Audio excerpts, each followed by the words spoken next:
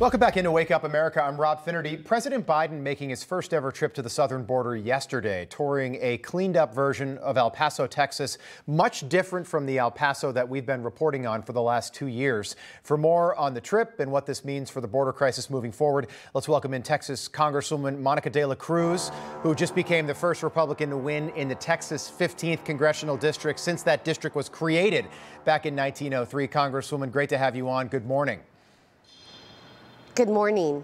Congresswoman, House Speaker Kevin McCarthy made it clear, tweeting out before President Biden's visit, that Biden is making his first ever visit to the border, his first visit ever, a photo op, while pushing amnesty for millions of immigrants who have crossed into the U.S. illegally. What was your reaction to the visit yesterday?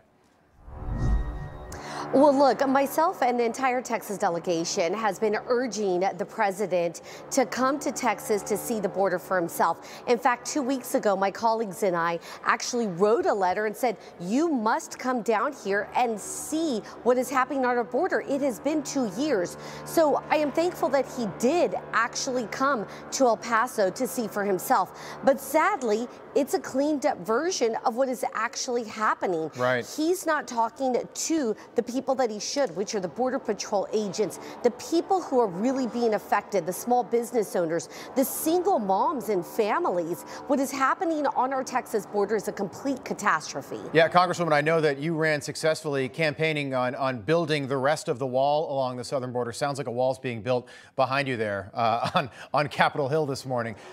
Can you take us through what you made of that the city of El Paso being cleaned up for the president's visit? Why not leave it exactly the way it has been for the last 2 years so the president can get an accurate look at what people have been dealing with for the last 2 years? Instead, he saw the picture on the right there, a totally sanitized, cleaned up version of El Paso.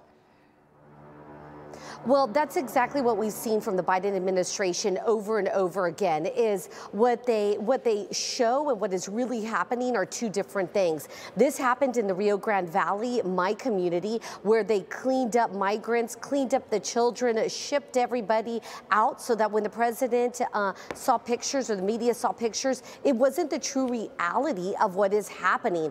And you know what? It just goes to show how the Biden administration just continues to look the other way and does not want to see what is happening in our communities, where we're seeing the cartel bringing in record numbers of illegal immigrants. We're seeing record numbers of drugs passing through our borders. Fentanyl at an all-time rise, deaths because of fentanyl. As a single mom myself, this worries me. I have children the age of other children who are dying of the fentanyl crisis. It's just unacceptable what is happening.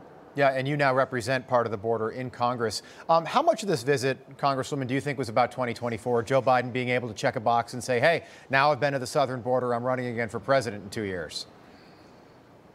Well, the jury is out on whether this was just simply a photo op. I tend to think that that's exactly what it's going to turn out to be. But what I hope the Biden administration does is actually take concerns, which is we need to have actual policy that we know works. We need Title 42 to remain in place until all COVID restrictions are lifted. And in fact, I'm working on a bill right now that Title 42 remain in place until all COVID restrictions are lifted throughout the country.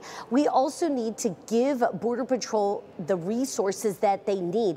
Resources such as simple as night vision goggles, working vehicles, blimps, so they can see what is happening on our border and not only protect themselves, but also protect our communities and the immigrants as well. Yeah, and we will learn the fate of Title 42 on March the 1st, it sounds like, when the Supreme Court rules on that finally. Congresswoman, big night Friday night.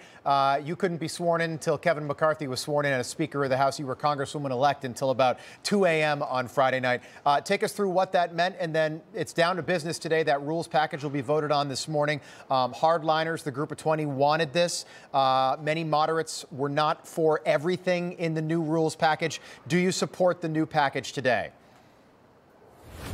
Well, I'll tell you what, I am humbled and just so honored to now be Congresswoman Dela Cruz.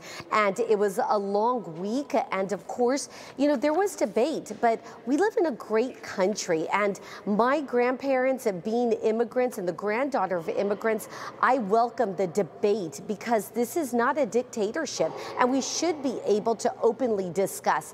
But now, as a Congresswoman with my fellow colleagues, it's time to get to work. And this rules package will be discussed and quite heavily on the floor. I'm voting yes for the rules package, and I hope that we get to come to consensus so that we can move forward and actually pass some legislation that will positively affect Americans. Yeah, we'll see how it goes for Kevin McCarthy, too. Could be out of the frying pan into the fire, right back to business on this Monday morning, as it should be. Congresswoman, congratulations on your win.